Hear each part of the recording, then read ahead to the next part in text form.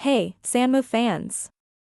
If you've been following along, you might remember our post a few weeks ago where we covered the topic of key factors in selecting AHU fans.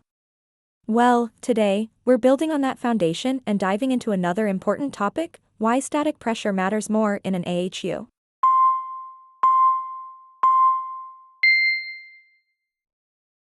So, what's the deal with pressure in an AHU?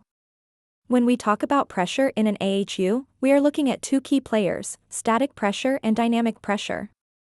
Static pressure is the resistance to airflow in the ductwork. Imagine it as the air pushing against the sides of the ducts, filters, and coils as it tries to move through.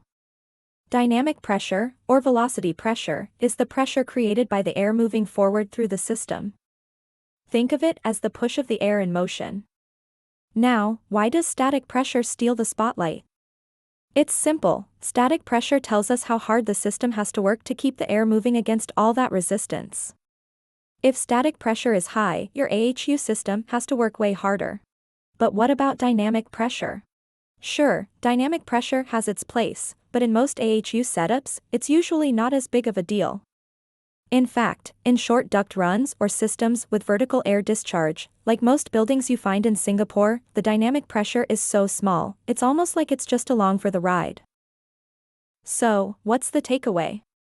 While both static and dynamic pressures play their roles, static pressure is the real hero when it comes to keeping your AHU system running efficiently and reliably. Why? Because it directly affects the fan's workload and the system's overall energy consumption. So, keep your eyes on that static pressure. It's the key factor when calculating the input power needed to deliver the airflow you desire in your AHU. Want to learn more?